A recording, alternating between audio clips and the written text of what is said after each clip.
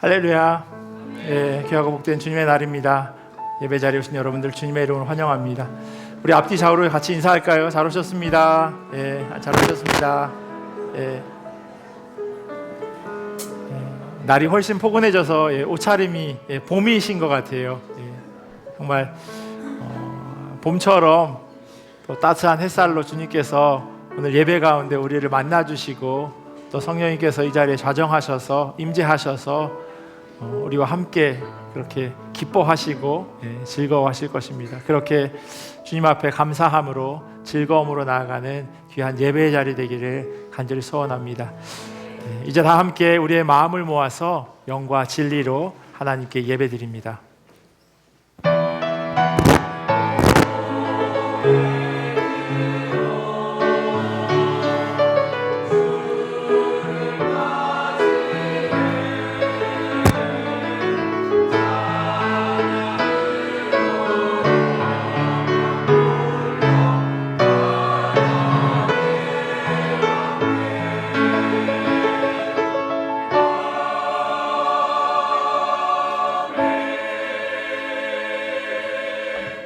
복음에는 하나님의 의가 나타나서 믿음으로 믿음에 이르게 하나니 기록된 바 오직 의인은 믿음으로 말미암아 살리라 함과 같으니라. 아멘. 우리 다 자리에서 일어나셔서 찬송가 19장으로 하나님 찬양하시겠습니다.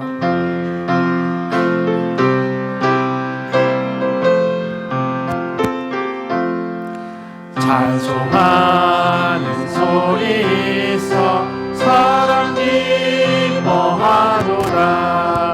하늘 아버지의 이름 거룩하노라. 세상 사람 찬양하나 거룩하신 하나님께 할렐루야 할렐루야 할렐루야 아멘. 하나님의 나라 권세 영원토록 있도다. 하나님의 영광 나라 거룩하도다. 하늘 보좌 계신 주님 세상 주관하시도다.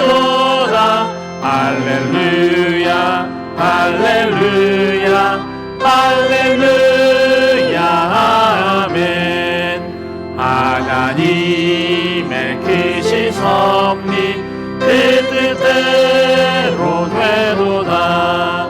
우리 아버지의 뜻은 거룩하도다. 주여 속히 임하셔서 기쁜 날을 주옵소서. 할렐루야 할렐루야 할렐루야 아멘 아멘. 다 함께 사도신경으로 우리의 신앙을 고백합니다. 나는 전능하신 아버지 하나님 천지의 창조주를 믿습니다. 나는 그의 유일하신 아들 우리 주 예수 그리스도를 믿습니다. 그는 성령으로 잉태되어 동정녀 마리아에게서 나시고 본디오 빌라도에게 고난을 받아 십자가에 못 박혀 죽으시고 장사된 지 사흘 만에 죽은 자 가운데서 다시 살아나셨으며 하늘에 오르시어 전능하신 아버지 하나님 우편에 앉아 계시다가 거기로부터 살아있는 자와 죽은 자를 심판하러 오십니다. 나는 성령을 믿으며 거룩한 공교회와 성도의 교제와 죄를 용서받는 것과 몸의 부활과 영생을 믿습니다. 아멘. 오늘도 하나님께서 저와 저희 모두를 복된 주일 예배 자리로 인도하셨습니다. 오늘도 기쁜 마음으로 경배하는 마음으로 내 온 마음 다해서 찬양하시겠습니다.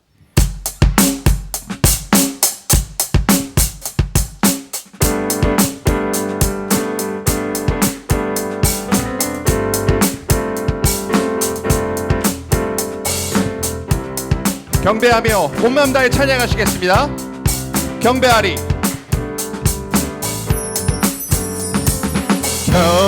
경배하리 내 온 마음 다해 찬양하리 내 온 힘 다해 주 찾으리 나 사는 동안 주님의 길을 나 따라가리 주님만을 경배하리 주님만을 찬양하리 찬양받기 합당하신 존귀하신 주만 높이리. 다시 한번 목소리 높여서 선평하시겠습니다. 경배하리 경배하리 내 온 맘 다해 찬양하리 내 온 힘 다해 주 찾으리 나 사는 동안 주님의 길을 나 따라가리. 주님만을 경배합니다. 주님만을 경배하리 주님만을 찬양하리 찬양받기 합당하신 존귀하신 주만 높이리. 더 큰 목소리로 우리 무릎 꿇고 주 맞이하리. 무릎 꿇고 주 맞이하리. 아멘. 내 모든 것 다 드리리 주를 향해 내 눈을 들고 의지하리 주만 의지하리. 주님만을 경배하리 주님만을 찬양하리 찬양받기 합당하신 존귀하신 주만 주님만을 경배하리 주님만을 찬양하리 찬양받기 합당하신 존귀하신 주만 높이리. 주님만을 경배하리 주님만을 찬양하리 찬양받기 합당하신 존귀하신 주만 높이리. 하나님께 영광의 박수 올려드리겠습니다.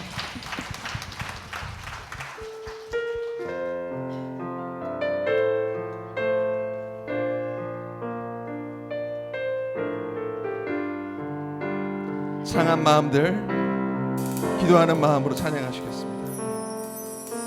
마음이 상한 자를 고치시는 주님 하늘의 아버지 날 주관하소서 주의 길로 인도하사 자유케 하소서 새 일을 행하사 분케 하소서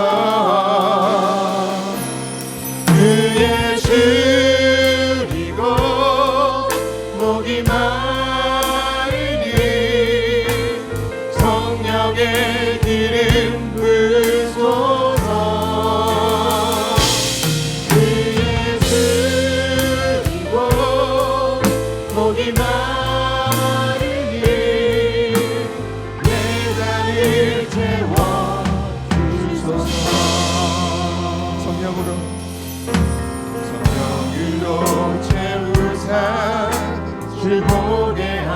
하소서. 주의 임재 속에 은혜 알게 하소서. 주 뜻대로 살아가니 세상 끝날까지 나를 믿으시고 새날 열어주소서. 주의 주로 종이 많으니 성령의 기름 부으소서. 그의 주로 종이 많으니 매달 일제와 주소서. 위에 줄이고 그의 주로 복이 많으니 성령의 기름 부으소서. 그의 주로 복이 많으니 매달 일제와 주소서. 오직 믿음으로 오직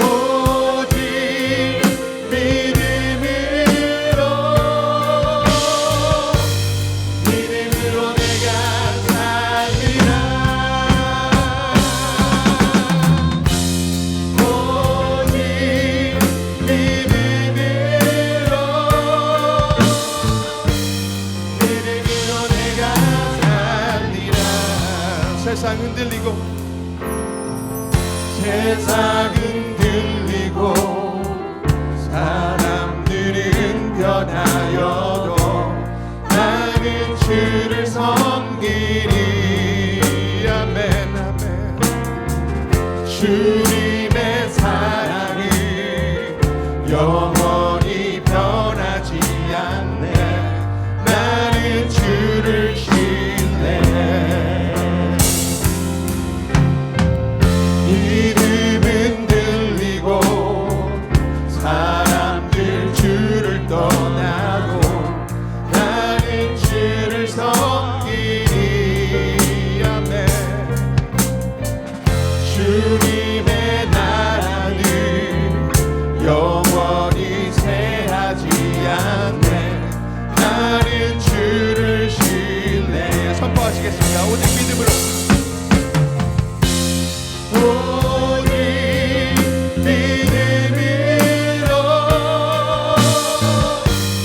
믿음으로 내가 살리라. 오직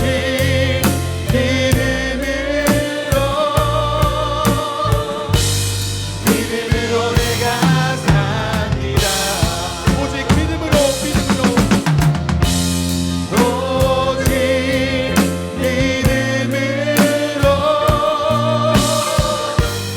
믿음으로 내가 살리라. 오직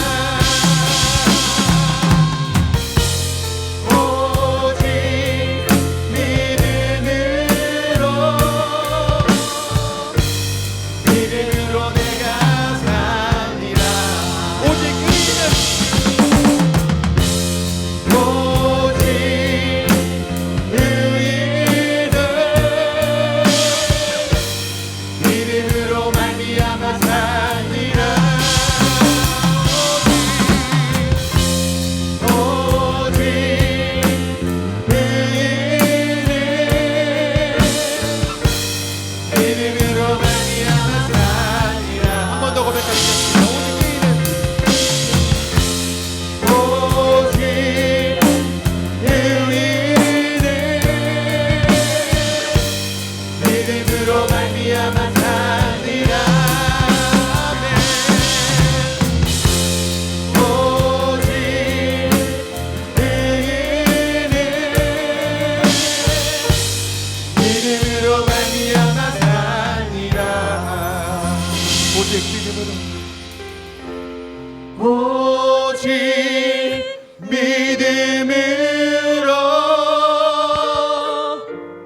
믿음으로 내가 살리라.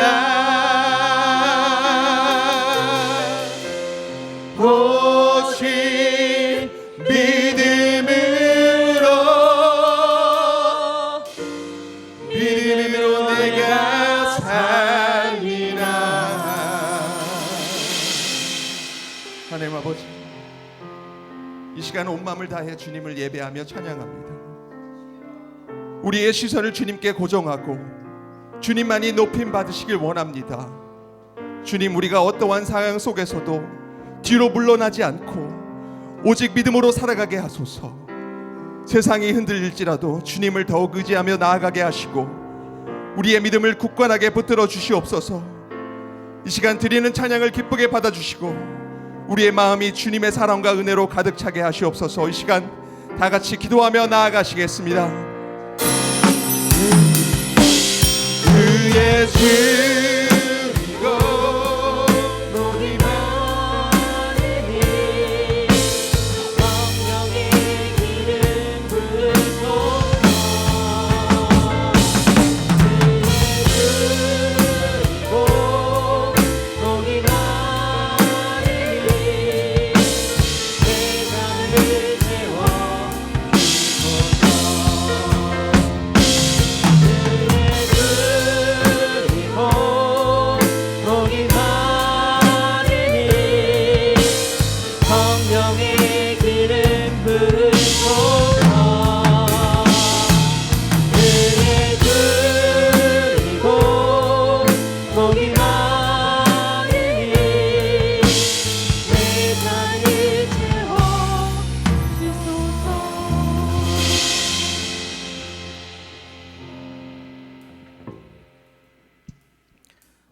은혜와 진리가 풍성하신 하나님, 우리를 예수 그리스도를 믿는 믿음으로 말미암아 사람의 뜻으로가 아닌 하나님께로부터 난 자녀로 불러주심에 감사와 찬양을 드립니다.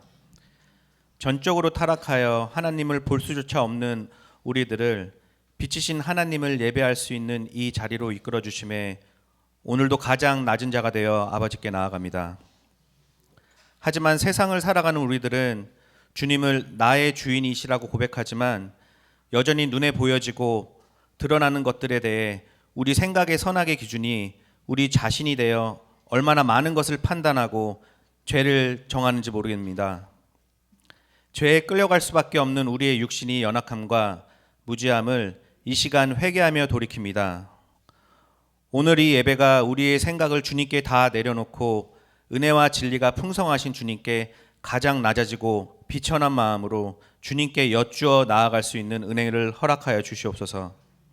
그래서 우리가 주님을 내 삶의 주인이십니다 라고 고백하는 것이 단지 신앙의 연수로 그저 나오는 고백으로 끝나는 것이 아니라 주님과의 깊은 교제를 통해서 나오는 신뢰의 고백이 되게 하여 주시옵소서.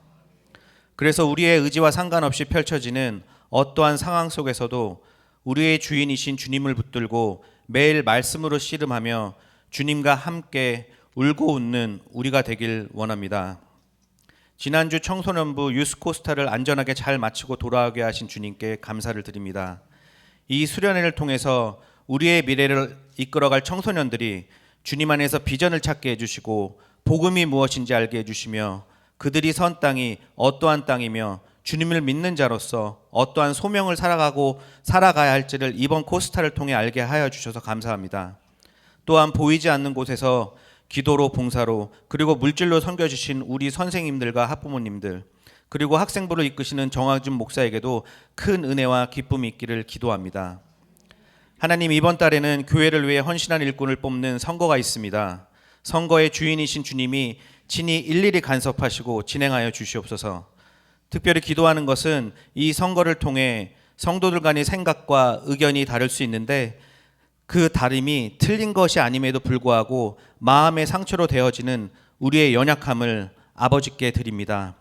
그 연약함 때문에 사단이 우리 마음 가운데 죄를 싹트게 하지 않도록 우리 마음을 주님께 드리오니 말씀으로 인쳐주시길 기도합니다. 그래서 함께 지어져가는 교회에 우리 성도 모두가 한마음이 되어 서로를 축복해주며 세워주고 귀하고 복된 은혜의 시간이 되길 간절히 소망합니다.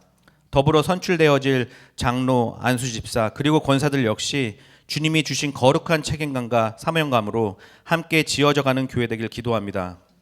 오늘 말씀을 전하실 이충민 목사에게 성령의 기름을 부어 주시옵시고 설교를 준비하는 이충민 목사의 모든 순간과 그 시간들 속에서 먼저 은혜 주시고 계시하여 주시길 원합니다.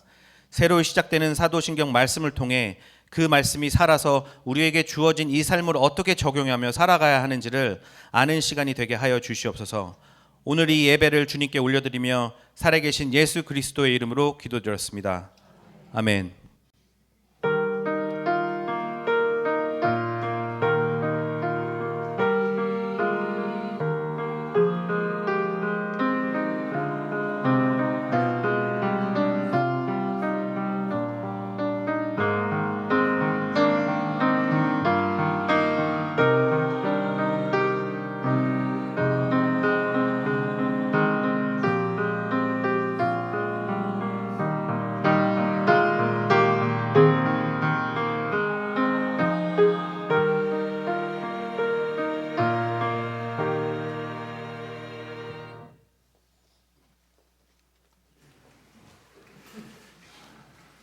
교회 소식 전해드리도록 하겠습니다. 주보를 참조해 주시면 좋겠습니다. 혹시 제가 설교 중에 마이크가 좀 잡음이 생기면요, 몇 번 참으시다가 안 되겠다 싶으시면 제가 다른 마이크로 바꾸도록 하겠습니다. 오늘 일부 예배 드릴 때도 조금 마이크가 좋지 않아서 이 강대상 마이크도 문제가 있어서 일단 뺐거든요. 그래서 혹시 설교 들으시는데 불편하게 만들어서 죄송합니다. 주중에 잘 이렇게 정비하도록 하겠습니다. 항존직 선거 일정 관련해서요, 오늘 3월 16일 피선거권자 명단 발표 및 선거권자 명단 확인을 하실 수 있도록 그렇게 준비했습니다. 친교실과 그리고 친교실 앞에 있는 복도 게시판, 그리고 2층에 있는 게시판에 보시면 피선거권자들이 그러니까 후보가 누구이신지를 확인하실 수가 있고요. 그리고 그 옆에, 그리고 본당 앞에도 누가 선거하실 수 있는지에 대한 명단이 있습니다. 그래서 지난 2주간 동안 저희가 세례받고 입교하신 수세 확인을 했고요. 그래서 거기에서 명단을 확인하시고 혹시 명단에서 빠지셨으면 그 옆에 종이를 하나 놔뒀습니다. 그래서 거기에 적어주시면 좋을 것 같아요. 그래서 저희가 연락을 드려서 왜 명단이 빠졌는지를 설명해 드릴 수도 있고요. 혹은 교회 행정적으로 실수가 있어서 명단이 빠지셨을 수도 있어요. 그래서 그걸 확인하는 과정을 2주간 거치려고 하니까 그렇게 좀 협조해 주시면 감사하겠습니다. 선거권자는, 선거를 하실 수 있는 분은 올해 1월 1일 기준으로 18살 이상이 되시고요. 선거 공고일이 3월 2일이었습니다. 그래서 3월 2일까지 등록하고 저희 그 새가족 교육을 다 마치신 분에 한해서 공동의회 회원이 되시는 겁니다. 그래서 거기에 대해서 참고해 주시면 좋겠습니다. 돌아오는 화요일 오전 11시에요. 청년부실에서 권사 기도회가 있습니다. 권사님 되시는 분들은 다 참석해서 같이 기도해 주시면 좋겠습니다. 그리고 3월 30일 매주 마지막 제 주일에 목자 교육이 있는데요. 공동의회가 있고 선거하고 또 혹시 2차 선거까지 하게 되면 뒤에 시간이 많이 필요하기 때문에 부득이하게 3월달 목자 교육은 4월 첫 번째 주일 4월 6일 2부 예배 후에 진행하도록 하겠습니다. 할렐루야 성가대 계속해서 모집하고 있습니다. 찬양의 달란트가 있고 또 찬양하기를 원하시는 분은 할렐루야 성가대 조인하셔서 같이 하나님께 찬양 드릴 수 있었으면 좋겠습니다. 지난 주일에 이규환 은퇴장로님 그리고 최경숙 권사님 가정에서 예찬 헌금 드려주셨습니다. 그리고 박미애 집사님 부친께서 고 박덕용 성도님께서 3월 14일 하나님의 부르심을 받았습니다. 그래서 박미애 집사님 지난 주중에 한국에 가셨는데요. 유가족들을 위해서 같이 기도해 주시면 좋겠습니다. 그리고 돌아오시면 또 마음 같이 모두어서 위로해 주시면 좋겠습니다. 저희 새로 오신 분이 계셔서 잠깐 소개해 드리도록 하겠습니다. 최경선 자매님 아들 둘이랑 이렇게 같이 오셨는데 어디 계시는지 잠깐만 자리에 일어나 주시면 감사합니다. 환영합니다. 그 예배 후에 새가족 안내를 좀 받아주시면 좋겠습니다. 우리 할렐루야 성가대 나오셔서 찬양해 주시겠습니다.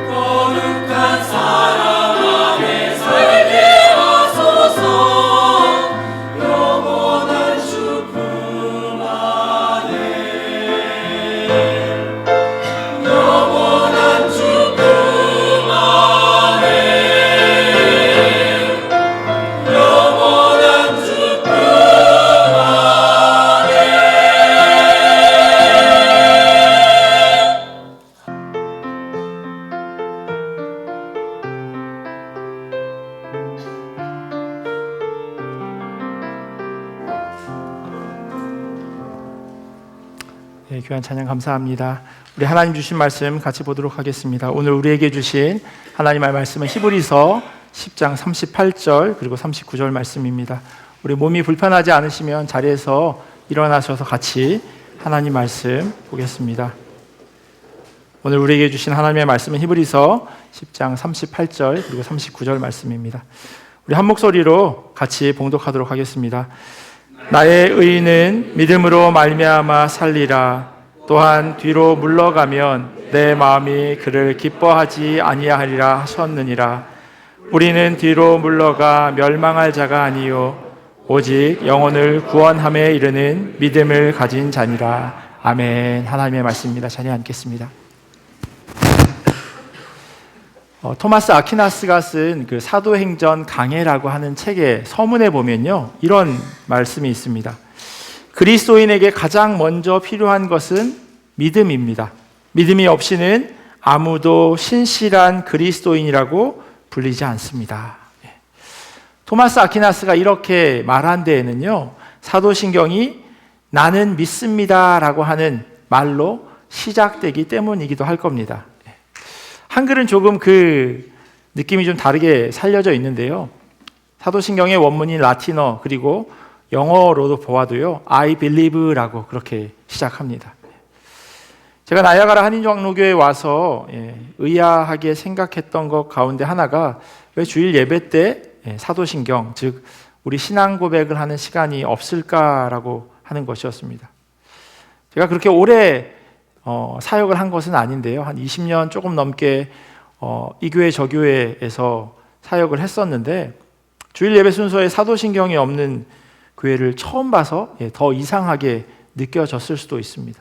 제가 모르지만 분명히 이유가 있었을 겁니다. 하지만 매주 드리는 예배를 통해서 우리가 믿는 신앙을 입술을 열어 고백한다고 하는 것은 사실 정말 중요합니다. 말에는 힘이 있고요.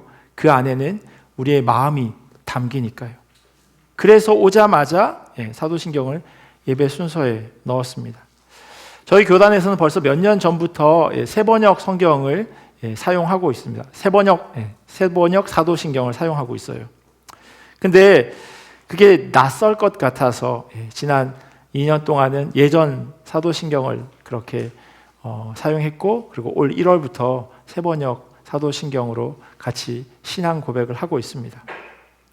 예전 사도신경을 세번역 사도신경으로 바꾼 이유는요, 다른 교회들이 그렇게 하기에, 그리고 교단의 많은 교회들이 그렇게 하고 있기에 때문이 아니라요, 새로 바뀌어진 사도신경, 세번역 사도신경에는 원문의 의미가 훨씬 더 잘 살려져 있기 때문이에요. 예전 사도신경은 전능하사 천지를 만드신 이라고 시작하죠. 그런데 세번역 성경은요, 세번역 사도신경은 나는 전능하신 아버지 하나님 천지의 창조주를 믿습니다 라고 되어져 있어요. 그래서 나는 믿습니다 라고 하는 그걸 잘 살리려고 했습니다. 어순이 다르기에 영어와 한글이 어쩔 수 없는 부분이 있지만 그럼에도 불구하고 그 의미를 잘 살려 놓았어요. 시작이 이렇기에 사도신경은요, 나는 믿습니다의 고백입니다. 기억하시겠지만 작년 1월을 시작하고 나서 10주간에 걸쳐서 주기도문을 가지고 같이 은혜를 나눴습니다. 주님께서 우리에게 가르쳐 주신 그 주기도의 의미를 보다 깊이 살피고 다시금 되새기려고 하는 이유 때문이었습니다. 그리고 오늘부터 이 사도신경을 가지고 함께 말씀을 나누려고 합니다. 사도신경 안에 담겨져 있는 그 내용을 살펴보기 이전에요, 먼저 해야 할 과정이 있어요. 그게 뭐냐면 저희가 매주 읽거나 외우고 있는 이 사도신경이 무엇인가라고 하는 것에 대한 질문과 대답이에요. 사도신경, 영어로는 아파스톨 크리드라고 되어져 있어요. 크리드라고 하는 말은 신념, 신조 혹은 신경이라고 하는 의미를 담기에 자칫 사도신경하면 사도들의 신앙 고백, 사도들의 신경이라고 그렇게 생각할 수도 있지만 정확한 정답은 아니에요. 전설에 의하면 12명의 사도가 한 문장씩 만들어서 사도신경 전체 12문장이 만들어졌다라고도 이야기하지만 이건 어디까지나 의미가 그렇다는 거예요. 실제로 베드로가 첫 문장을, 안드레가 두 번째 문장을 이렇게 적어 놓은 게 아니라는 뜻입니다. 왜냐하면 저희가 예배 때 사용하고 있는 이 사도신경은요, 4세기가 되어가면서 조금씩 다듬어지기 시작했기 때문입니다. 그 전까지는 지금처럼 길지 않았고 아주 간략하고 단순했습니다. 그러면 사도들이 쓴 것도 아닌데 왜 사도신경이라고 부르냐 질문할 수 있는데요. 왜냐하면 우리가 사도신경은 사도들의 전통과 믿음을 기반으로 하고 있기 때문에, 우리의 믿음이 거기에 기반을 두고 있기 때문입니다. 우리의 신앙 고백이 그렇습니다. 물론 여기서 말하는 사도는 예수님의 제자들입니다. 이 때문에 일부 개신교에서는요, 사도신경이 가톨릭의 잔재다라고 생각하고 사용하지 않는 경우도 있어요. 만약 그렇게 따진다면요, 신약 성경 27권, 이것 역시 가톨릭 교회의 주교였던 어거스틴을 중심으로 해서 AD 397년 카르타고 공회에서 확정된 것이니 우리 기독교는, 우리 개신교는 받아들일 수 없다라고 말해야 맞는 것일 겁니다. 하지만 우리는 분명히 이 신구약 66권을 하나님의 말씀으로 받습니다.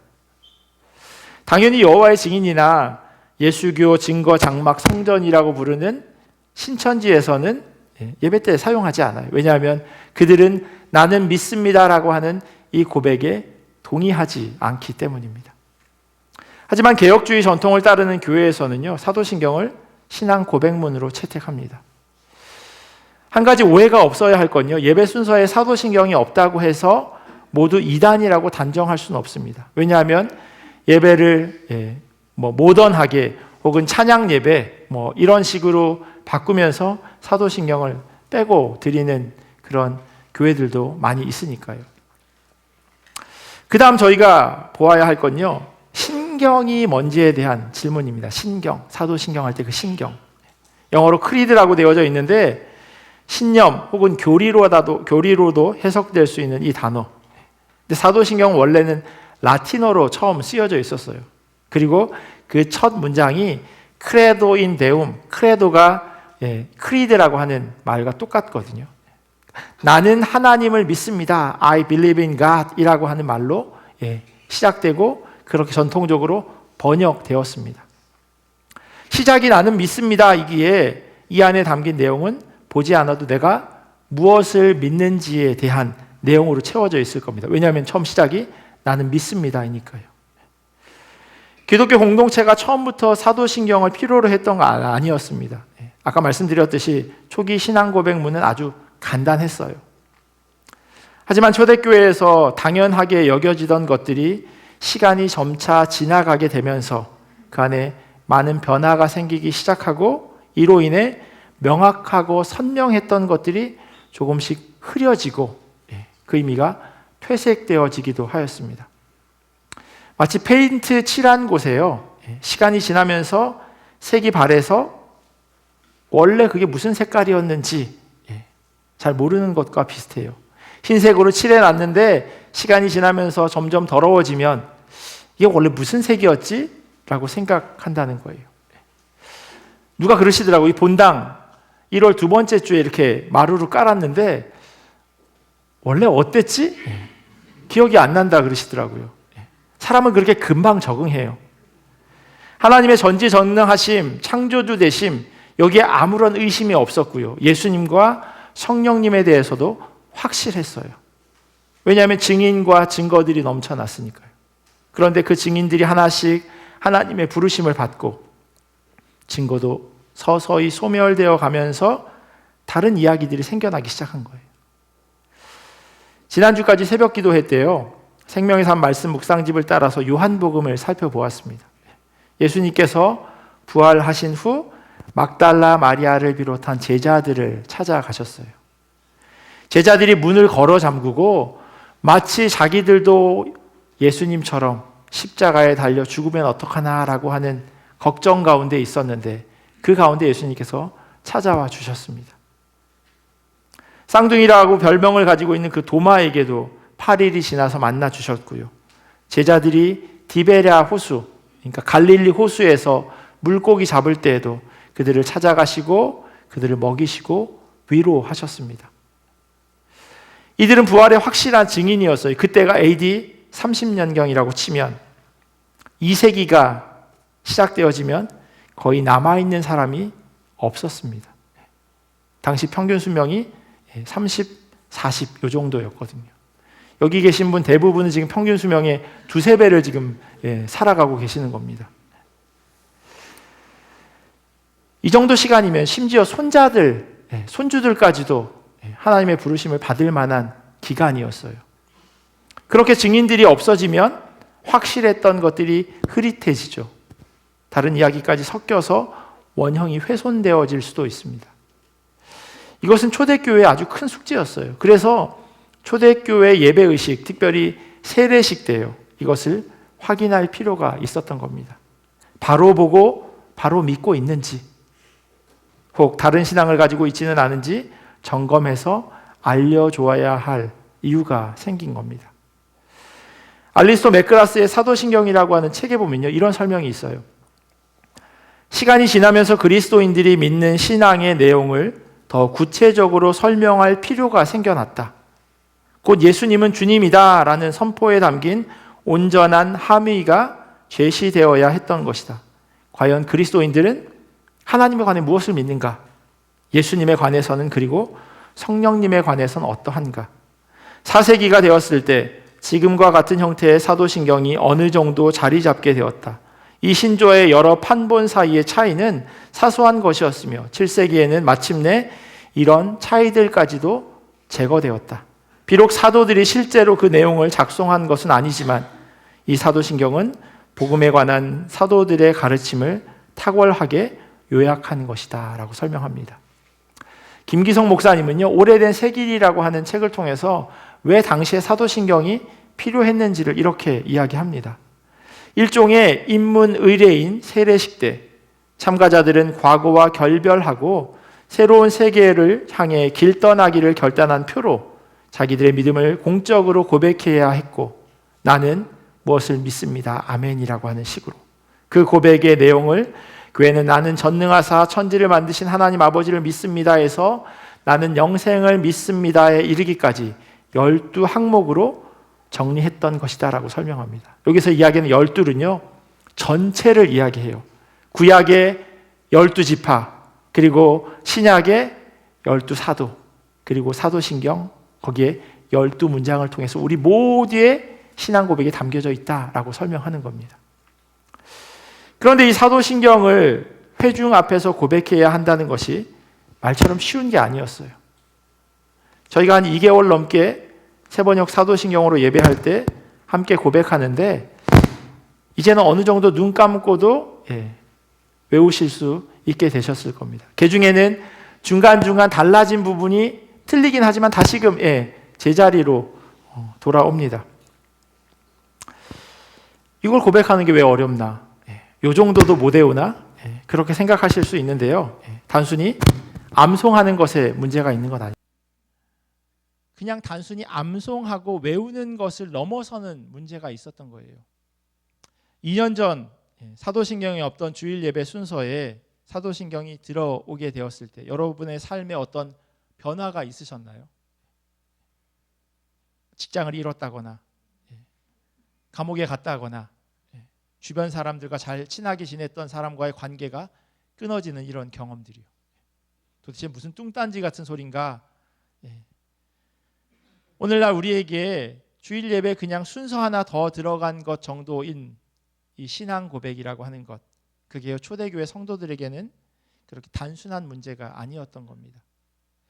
로마 황제가 세상의 주인이라고 생각하던 그런 시대의 흐름 속에서요, 예수 그리스도가 나의 주님입니다 라고 하는 고백은 예수님께서 십자가에 돌아가시는 것과 똑같은 형벌을 받기에 충분한 이유였습니다. 그러니 예배 때 하는 신앙 고백은요, 결국 자기 생명을 걸어야 하는 일이었던 거예요. 그냥 예배 순서에 하나 넣고 빼고 이게 아니라는 거예요. 대단히 위험한 일이에요. 이러한 고백으로 목숨을 잃은 순교자들이 부지기수였습니다. 알리스토 맥그라스가 신앙 고백하는 것에 대해서 이렇게 이야기해요. 어떤 이가 자신의 신앙을 시인할 경우 그는 감옥에 갇히고 고난과 괴롭힘을 당하거나 목숨을 잃을 수도 있었기 때문입니다. 잠시 언급하자면 영어의 마서라고 이야기하는 순교자라고 하는 이 단어는 증언을 뜻하는 헬라어 마르티리온에서 유래했다. 어떤 이의 순교는 예수 그리스도의 복음에 대한 최상의 증언으로 여겨진 것이다.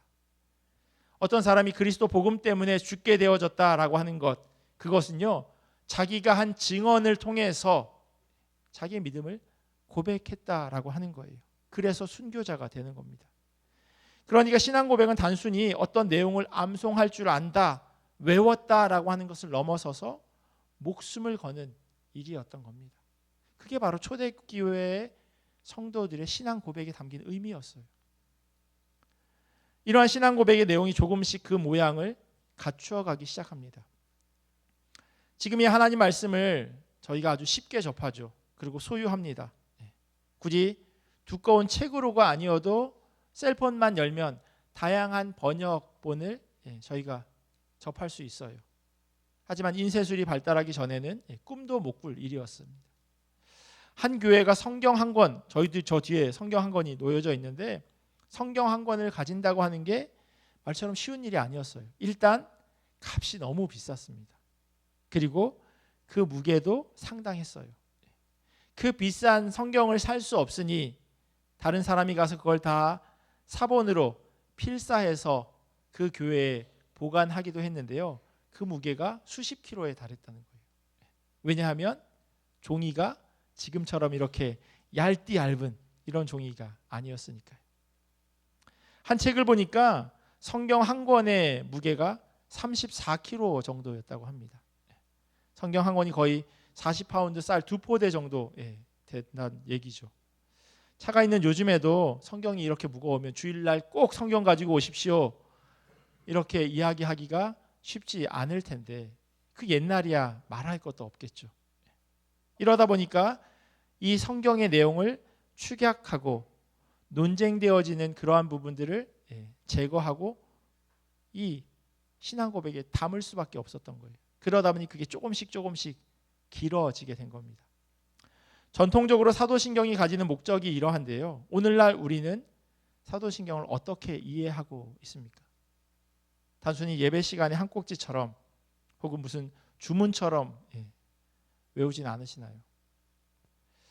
영국 작가 아이리스 머독이 쓴 그 종이라고 하는 벨이라고 하는 그 소설의 첫 번째 챕터에 보면요, 이런 내용이 있어요. 도라는 어느 날 그리스도교를 떠났습니다. 불현듯 자기가 주기도문을 빨리 외울 수는 있으나 천천히 외울 수 없다는 것을 발견했기 때문입니다.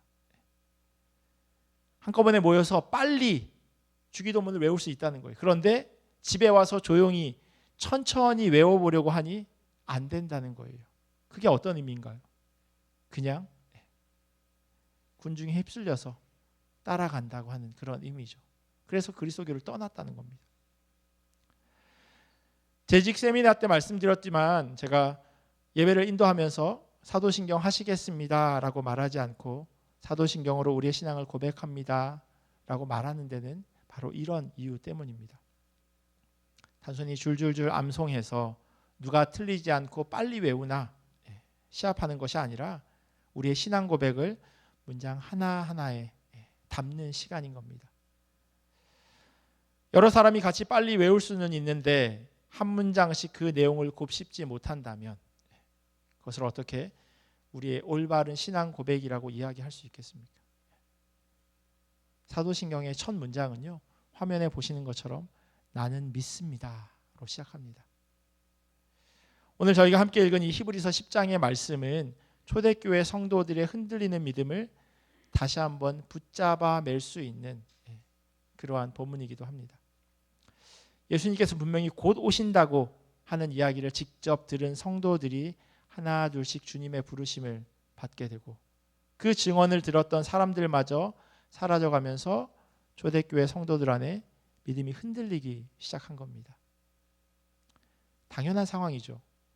예수님께서 주 30년경에 십자가에 달려 돌아가시고 부활하시고 승천하셨는데 곧 오신다고 했는데 그 곧이 30년이 더 지난 그때까지도 오지 않으셨고 박해는 점점 더 심해져 가기 시작했습니다.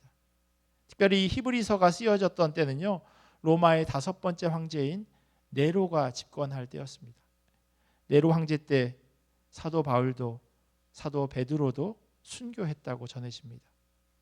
그만큼 기독교인들에게 힘든 시기였던 거죠. 예수님과 함께 했던 사람들이 하나 둘씩 사라져 가면서 이제는 점점 눈에 보이지 않는 믿음이 필요한 시기가 되었습니다. 눈으로 직접 본 증인들이 점차 없어지게 되었으니까요.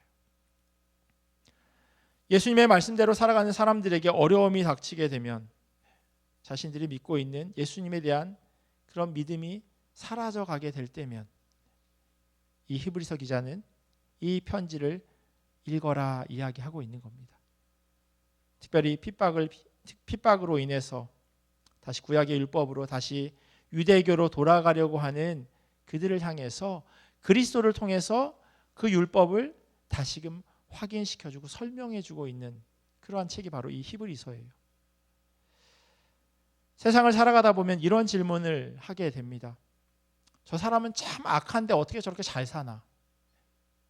하나님이 살아계시다면 분명히 벼락이라도 맞아야 할 텐데, 저 사람은 참 의로운 사람인데, 정말 예수 잘 믿는 사람인데 어쩌면 저렇게 힘든 일이 생기나? 왜 번번이 어려움을 당하나? 하나님 왜 안 도와주시지? 이런 질문이요. 인류의 기원과 함께 계속되어 온 그런 질문입니다. 마치 요즘 젊은 것들은 버릇이 없어 라고 하는 이 이야기가 옛날 고대 이집트 벽화에 쓰여져 있었다라고 이야기하는 것과 비슷한 의미일 겁니다. 시간이 바뀌어도 그것이 계속 반복되어지는 거죠. 오늘 본문 앞에 있는 37절, 저희가 오늘 38절, 39절 읽었는데 37절은요, 하박국 선지자가 하나님으로부터 들었던 그 대답의 인용이에요. 히브리서 10장 37절에 이렇게 써 있습니다. 잠시 잠깐 후면 오실 이가 오시리니 지체하지 아니하시리라. 자꾸 지체되어지는 것처럼 느껴지는 성도들에게 주는 말씀이에요. 근데 하박국에 보면 이렇게 써 있어요. 이 묵시는 정한 때가 있나니 그 종말이 속히 이르겠고 결코 거짓되지 아니하리라. 비록 더딜지라도 기다리라. 지체되지 않고 반드시 응하리라. 히브리서 기자가 주 60년경에 살았던 사람인데요, 하박국 선지자는 주전 600년 경에 활동했던 선지자입니다. 주전 600년, 그리고 주후 60년, 그리고 오늘 2025년. 동일하게 계속되는 질문이, 공의의 하나님이 살아계시다면 왜 의인이 힘들게 살아가게 되는 걸까라고 하는 질문입니다. 그런데 오늘 말씀에서 의인은 믿음으로 말미암아 산다라고 그렇게 대답해 줍니다. 믿음, 참 답답한 이야기일 수도 있습니다. 보이지도 않고 잡히지도 않는 것, 그게 믿음이니까요. 믿음 있는 사람은 뚜리가라지에 산다 이렇게 이야기하면 딱 뚜리가라지에서 나오면 저 사람 믿음 있는 사람이야, 확실하게 알겠죠. 믿음 있는 사람은 페라리를 탄다라고 하면 바로 알게 될 거예요. 페라리에서 내리면 저 사람 믿음 있는 사람. 근데 믿음이 보이는 게 아니라는 거예요. 잡히는 것 더더욱 아니고요. 너무 답답한 그런 상황이죠. 이런 질문을 하나님께 했었는데 하박국 선지자가요, 하나님으로부터 이런저런 설명을 듣고 그가 마지막으로 다음과 같은 고백을 합니다. 비록 무화과 나무가 무성하지 못하며 포도나무에 열매가 없으며 감람나무에 소출이 없으며 밭에 먹을 것이 없으며 우리의 양이 없으며 외양간에 소가 없을지라도 나는 여호와로 말미암아 즐거워하며 나의 구원의 하나님으로 말미암아 기뻐하리로다. 하나하나 다 눈에 보이는 것들이에요. 무화과 나무, 포도나무, 감람나무, 밭에 먹을 것, 양, 소, 다 보이는 것이고 잡히는 것인데 그게 하나도 없대요. 하지만 하나님 한 분만으로 내가 기뻐한다, 찬양한다, 살아갈 수 있다라고 고백합니다. 믿음은 허망한 것을 쫓는 삶이 아니라 보다 더 확실한 것을 붙잡는 겁니다. 수많은 믿음의 선배들의 삶을 보면요, 그게 얼마나 확실했는지를 알 수 있어요. 그들이 믿음으로 살아갔다라고 하는 것이 바로 그것을 증명해 줍니다. 제가 대학원 다닐 때요, 그 철치 히스토리라고 하는 그 수업을 들었는데 거기 텍스트북에 이런 이야기가 담겨 있었습니다.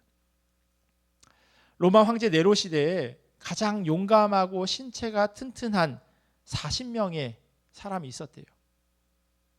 이들을 황제의 투사, Empire's Wrestler라고 그렇게 불렀다고 합니다. 로마의 원형 극장에서 경기하는 것을 보고요, 가장 건강하고 가장 용감한 그 투사들, 검투사들만을 뽑아서 40명을 꾸린 겁니다. 그들이 원형 극장에서 결투할 때 황제를 향해서 손을 들고 항상 이렇게 외쳤대요. 우리 투사들은 황제를 위해서 싸우겠습니다. 그렇게 선언할 때마다 사람들이 환호성을 치고 그 자리에는 로마 황제가 있었습니다.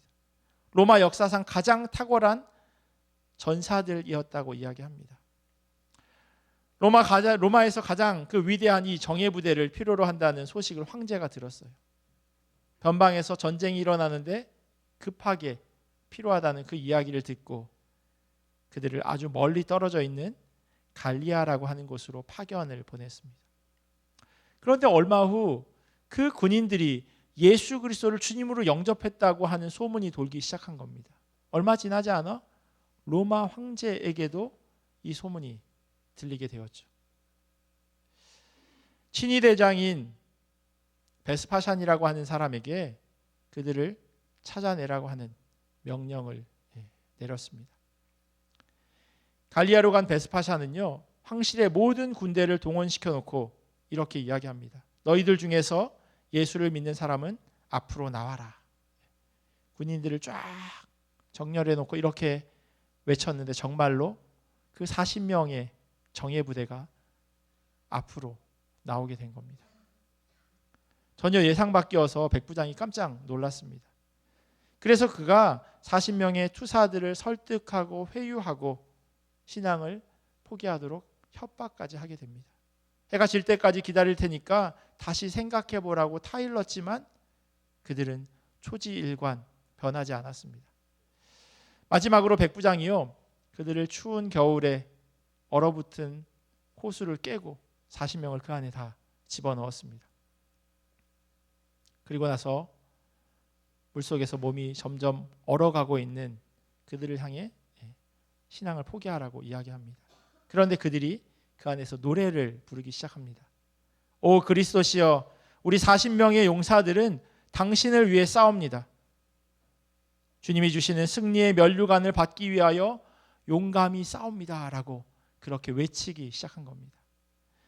베스파샨이 옆에 모닥불을 피워놓고요, 밤새도록 그들을 지켜보며 지금이라도 예수를 포기하고 나오면 이 따뜻한 곳에서 대접받을 수 있다고 계속해서 외치지만 그들은 변함없이 똑같은 이야기를 계속해서 불렀습니다. 하지만 그 목소리는 점점 작아지기 시작합니다. 그 순간에 한 명의 투사가 뛰어나왔어요. 그리고 모닥불 곁으로 걸어왔습니다. 그 후에 그 얼어붙은 호숫가에 작은 목소리들이 들려오기 시작합니다. 오 그리스도시여, 우리 39명의 용사들은 당신을 위해 싸웁니다. 주님이 주시는 승리의 면류관을 받기 위해 용감히 싸웁니다.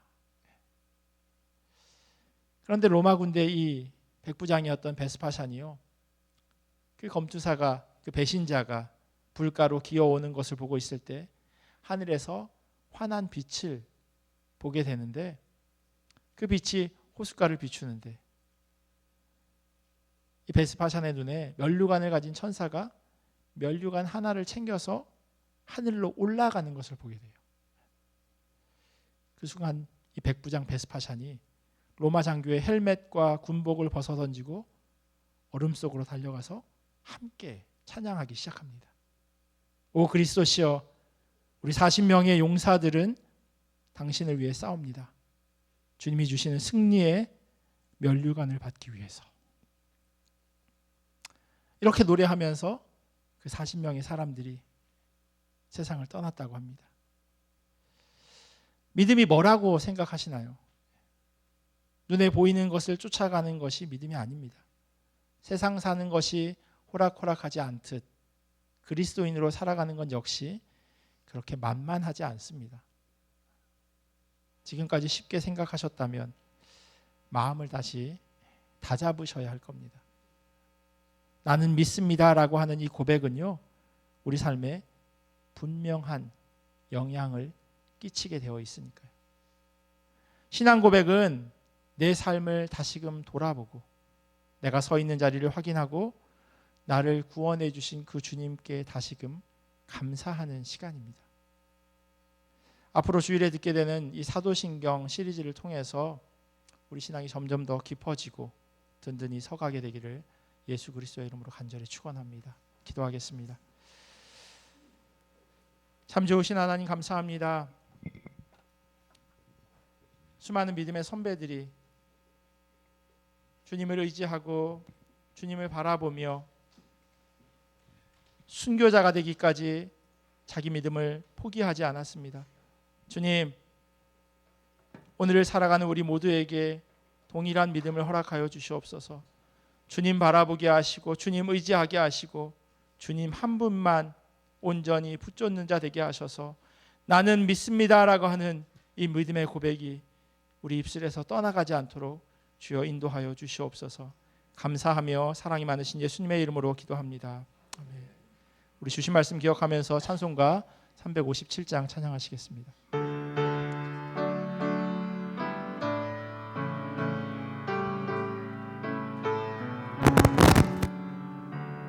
주 믿는 사람이 일어나 하나님을 합하여 이 세상 모든 마귀를 맞춰서 멸하세. 저 앞에 오는 적군을 다 싸워 이겨라. 주 예수 믿는 힘으로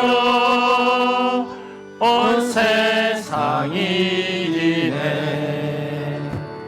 믿음이 이기네.